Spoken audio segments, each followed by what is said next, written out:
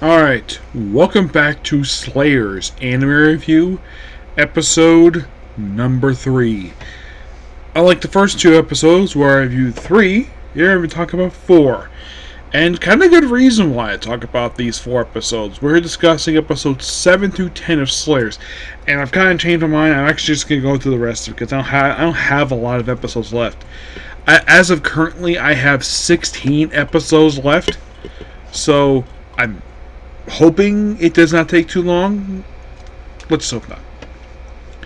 By the way, these last 4 episodes from look at the ending of book 1 and where the episode 10 left off, these first 10 episodes cover the entire first book. You're like, really? It does? Yeah, it does. Which is interesting because for the next few episodes, it adapts from a story from the special series. Not sure why they did that for, but they did. And by the way, the anime that you think, oh, we're going to leave book 2. Nope. The anime decided to not adapt book 2 for the first season of the show. They decided to go straight to book 3. The reason? No idea. Because the next season's show covered books 2, 4, 5, 7, and 8. For some weird reason, they skipped book 6. No idea the reason for this, and then for the last 3 seasons of the show is complete anime original content, which was inspired by stuff written by the creator. Now, maybe the reason why they decided to do anime original content because maybe there wasn't a lot of material published for the light novels. Who knows? I kind of wish basically they would have finished half in the light novels because here's the very interesting thing about the light novels. They're still being published. And they've been publishing since 1990. Yes.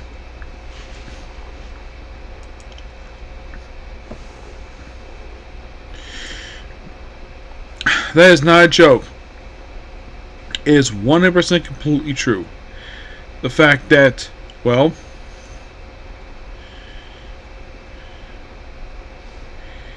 so by the time, so someone might be a little curious, how many volumes of the light novels were released by the time the anime started? Which was in April 19... Okay, so the light novels started publishing in 1989. And you're like, what? Kind of. They published it in a magazine, but yeah, as for release in Japan, yeah, 1990. January 1990. Basically, I have the 3-in-1 book, published by, I think it's like J Novel, I think it is. Yes. So those of you curious, how many volumes were released by the time the show started airing? The answer is 8. And you're like, really? 8? Yeah, 8. By the time the very first episode started airing, they only got that. Oh, that's all they released. They apparently decided not that anymore. Here's the weird thing. It seems like they're publishing on a very consistent basis for quite a while. It's like, I'm looking at the public release in Japan. It looks like January, and then like next book doesn't come out until like August, which is 7 months later, and then February the following year, then frickin' October, then July of the next year. This was in 1992, and then book 6 comes out in March of 1993. Book 7, December 1993. Book 8, July 1994. Book 9, June 1995. Book 10, December 1995. Book 11, July 1996. Book 12, April 1997. And then here's something really weird though. Book 13, November 1998. About a year and a half later. Why? Don't know why. And then July of 1999, and then the next book was not released until like May of 2000. And then, this is really weird when it comes to this. This is by far really, really weird. Okay, so book 16 was not released until 18 years later.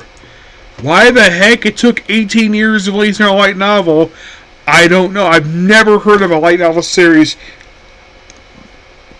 between volumes taking 18 years to release. And book 17, the most recent book released, was released almost like 6 years ago. You're like, what? So, what was being published from 2000 to basically 2018? Why, the frickin' special series. Except that they started publishing in July of 91, and it seems like this was more consistent than the main frickin' series. But then, like, so we have July 1991, that's book 1, book 2, March 1992, October 1992 is book 3, book 4, June 1993, book 5, October 1993, book 6, 1 year later exactly, October 1994. And then book 7, January 1995, book 8, July 1995, book 9, April 1996, book 10, October 1996, book 11, July 1997, book 12, December 1997. Why have they released it? Because this is fascinating. Book 13, July 1998. Book 14, October 1999. 1 year and 3 months later. Book 15, July 2000. Book 16, December 2000. For those of you curious though, for those books there. So, July 1999. So basically, they had like one main book released. So between book 14 and 15, they had one book released. Actually, more like two. And then after the final book 15 was released in May of 2000, we had a special book released in July of 2000. That was book 15. 16, December 2000. Book 17, June 2001. 18, December 2001. 19, July 2002. Book 20, which name is not Mission Possible. February 2003. Book 21, August 2003. Book 22, February 2004. 23, October 2004. 24, April 2005. Book 25, this is a special series, mind you. October 2005. Book 26, April 2006. Book 27, July 2006. Book 28, January 2007. Book 29, July 2007. And the last special book was released in January 2008. There was also Slayer Smash, which, that apparently there was also Slayer Delicious too. Slayer Delicious didn't have many books, so it was like 4 books. March 1997, July 1987, then we had July 1998, July 1999, that was it. So, this will be quite interesting. Slayer Smash. First book was released in July of 2008. That was 6 months after book 30 of the special series released. And then we had book 2 released in January 2000, which I think that's around, look at the release dates for this stuff, I think that was around the same time they released the last known anime stuff released in that very year. Book 3 was released in October 2010. Book 4 was released in April 2011. and Book 5 of Slayer Smash was released in November 2011. And yes, there's a manga too of this damn thing. Well, there is the Super Explosive Demon story. Yeah, that was published for the same period of time, but they only released 8 volumes, I think. So I might be curious. What was released between Slayer Smash Book 5, which was released in 2011, and Book 16 of the main series? What was released? And I'm looking right now.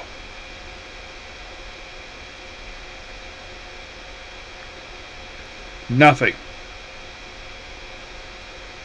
No, seriously.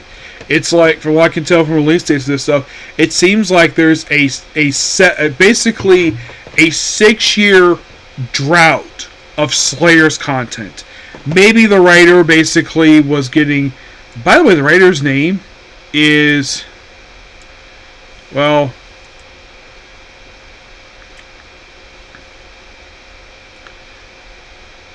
Hajime Katsuki. Yeah, that's the writer of Slayers.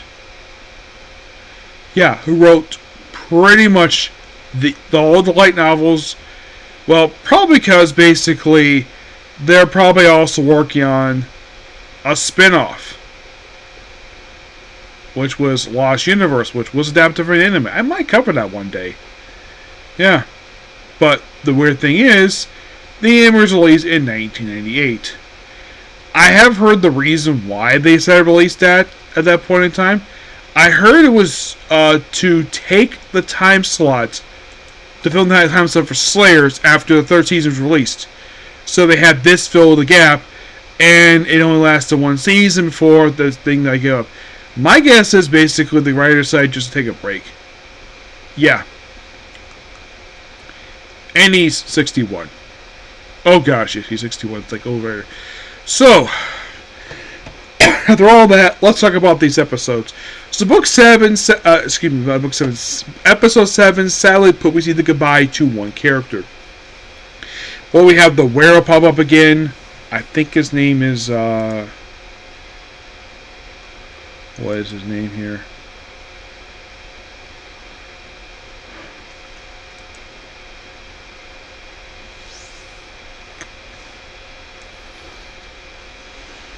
Because, of course, that the demons, these creatures kept, like, attacking them. Mm-hmm.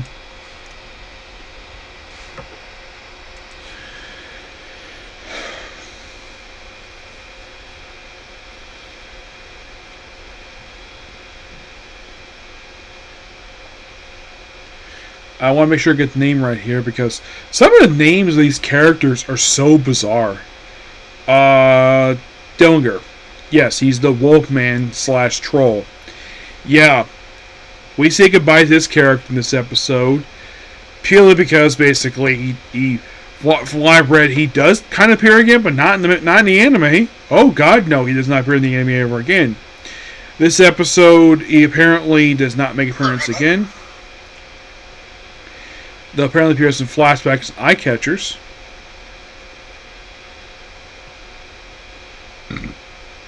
But main show, yeah, he's done.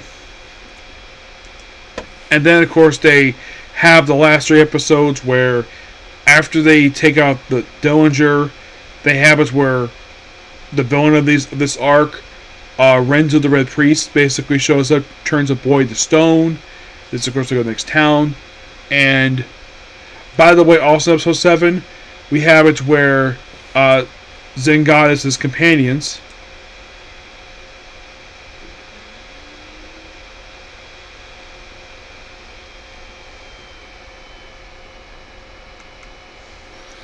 which is Zulf and Rodimus, which, of course, basically that, when they showed up, they thought they were going to be on Dillinger's side. Nope, they basically went with their boss because they were loyal to him all along, not the Renzo. And then apparently their beef is squashed. So then, of course, Zeno, who's been a money man since episode 2, takes up the bandages. Reveals he has a mustache.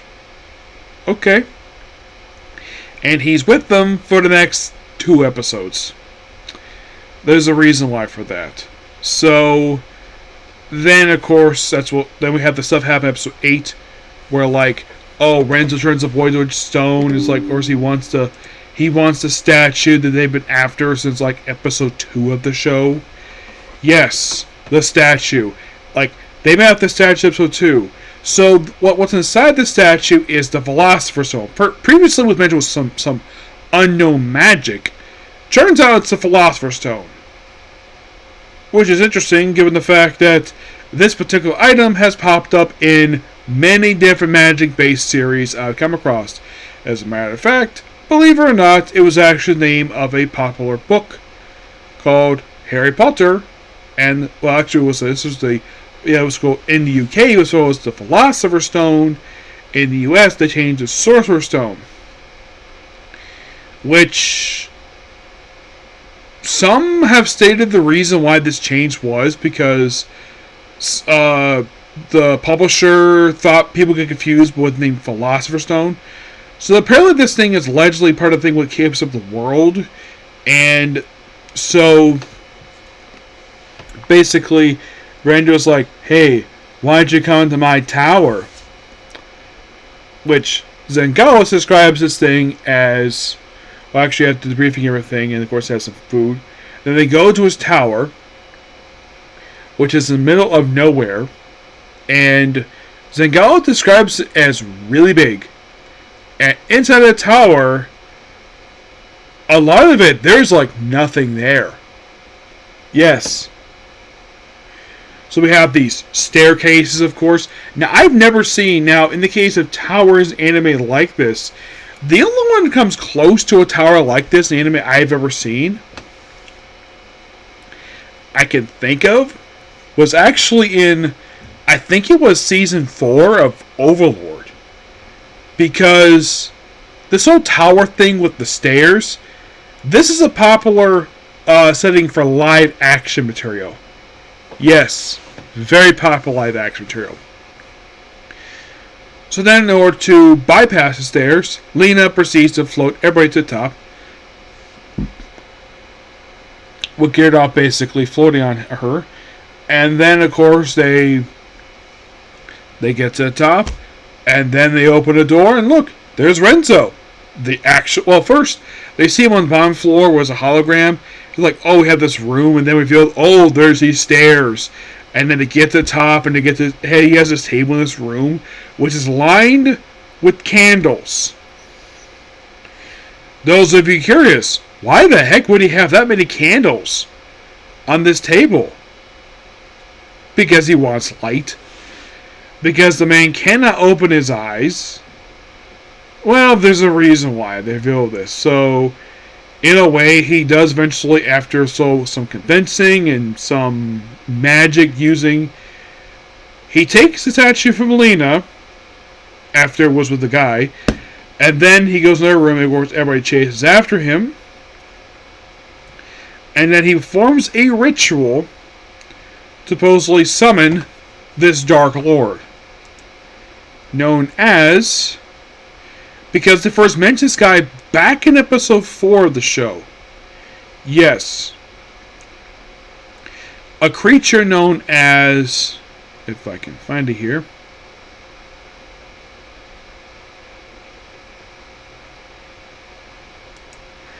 Ruby-Eyed Sabradigo.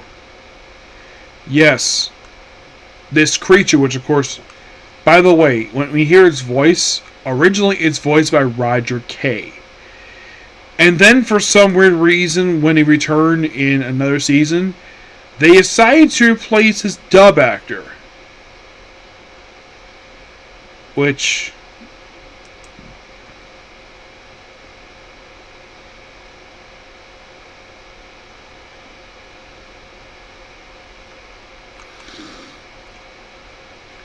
yeah, as for, oh yeah, he's known for voicing various characters in Pokemon for the first 5 years. So he shows up here. The picture I see here, he looks like some dragon creature, but his actual form is completely different. It's like this like blackish form, and he's inside the tower, and then like the episode ends Renzo's body becoming this thing because apparently this dark lord was inside of his eyes the whole time. I'm like, no wonder why basically come his eyes.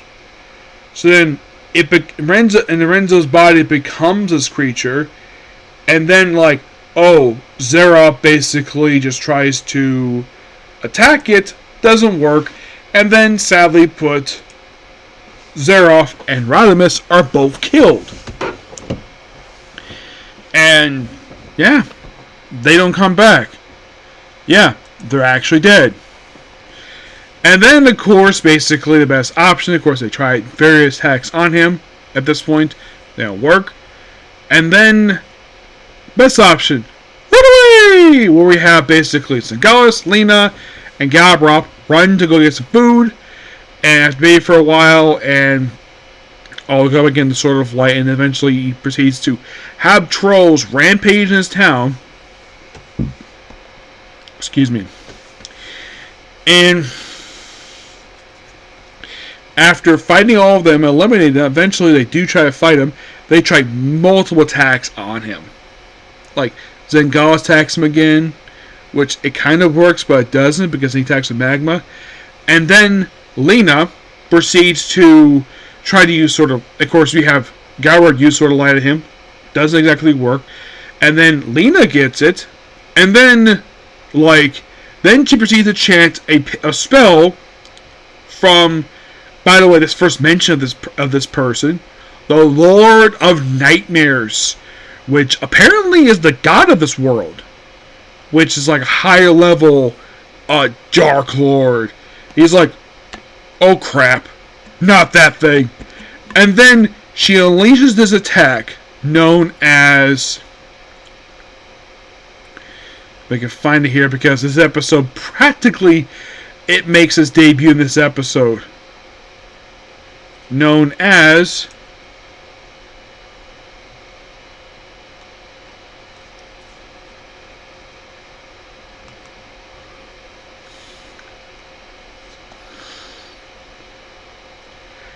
Giga Slave. This very powerful spell that she enacts to basically destroy, using also the combined power of the sword. And the spell chanted basically, like, thou whose art is blacker than darkness, thou art who art deeper than the night, hear me, golden lord of darkness, adrift upon the sea of chaos. I call to thee, I call to thee the boon, offer thee pledge, so equal measure, fools that they are, block our path, to face destruction. Grant me power, at least dying Giga Slave. You're like, wow. That's interesting. Yep, and with this power, she proceeds to destroy the frickin' demon. Well, actually, she awakens, basically, well, Renzo, whose soul has not been devoured by him, so his body's been virtually destroyed. And then he's eventually fully destroyed. It's like, okay, you did a good job. Here's your reward. My death.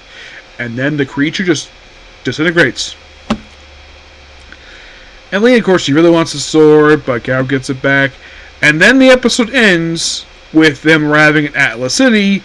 You probably think, ooh, are we going to go next episode? Nope. They're going a completely different direction next episode. Apparently won't get here to the start of season 2 of the show. I don't know whose bride this was. So Zengalis walks up his own, and bye-bye his original voice actor, because episode 10 is his final appearance in the show. Daniel Cronin. So apparently Central Park Media lost the contract I think there was something going on with the contract with this thing, so they lost contact with him.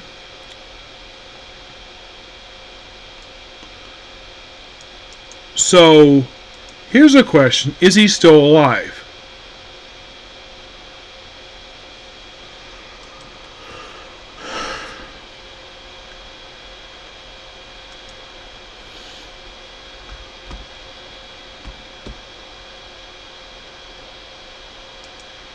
Let's look behind the voice actors guy, see if he's done anything since Slayers. Nothing. He has completely disappeared. It's like he just did this stuff here and then never heard from him again. Is he dead?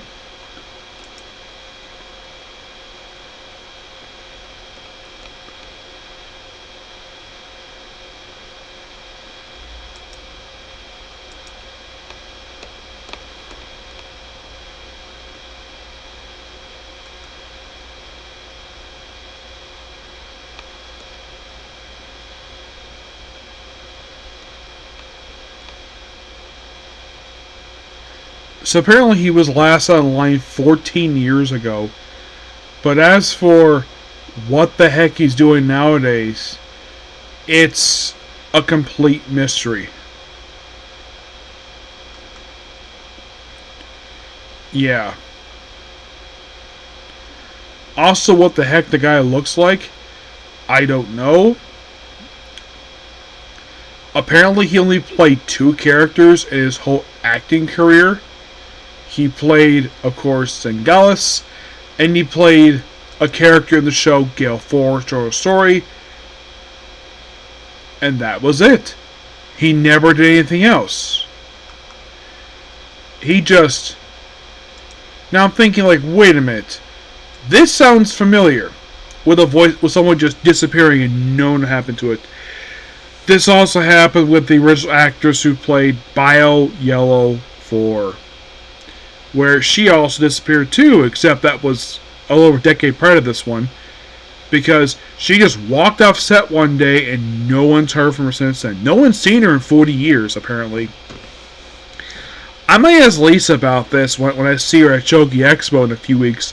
Of, like, what exactly happened with this guy?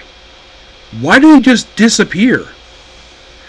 At least in the case of Renzo, at least there's a reason why. Apparently the guy, his original voice actor, because this was the last time he voiced him, which was Charles Rolfe.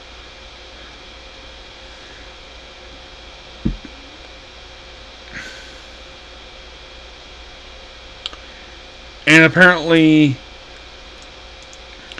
unlike in the case of the other guy,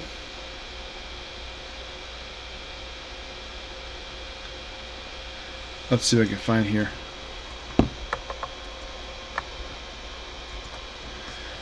Apparently he has...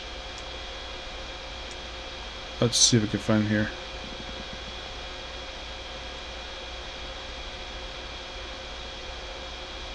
There's not much about this guy at all. I think he just simply... Apparently when he left the show, he never did any anime ever again. Which, that's interesting. Of course, he's replaced by Pete Davis, who basically played for the rest of the series. Zangalis got replaced by Kristen Freeman. And he's another one who basically continued to voice them up until for the rest of the series. Now, I gotta admit, Dan Corona, he did a really good job voicing Zangalis. It's just that it's a shame he just disappeared and the other guy just retired. Yeah. But I just looked at info about Renzo's original voice actor, Charles Ruffle. There is nothing about this guy online. It's like he just dropped the face of the earth. Yeah, no one knows what happened to these 2 guys. But of course, basically, well, in the next few episodes, basically the reason why they replaced them, well, not just because basically lost contact with them, was because basically the series went hiatus apparently for a year and a half when they were dubbing it due to a dispute. I think let's see. Was a dispute of the reason why the series decided to take like a year and a half off?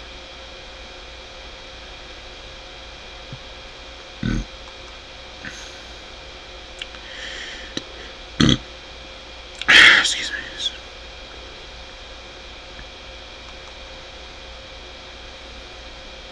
Reason for this? I don't really know. It's really weird. Yeah, it's sad. At least Lisa Ortiz and Eric Stewart managed to retain their roles the rest of the show. Just too bad some of the other voice actors couldn't. Yep, I'm editing here because I'm talking for quite a while. But yeah, I'll see you all tomorrow for more of this, and hopefully get a chance to view newest episodes of Rise Your Hero, Reborn's Vending Machine, and Reincarnate Sen Prince. Okay? So, I will see you all tomorrow. Okay? Thanks, Bye.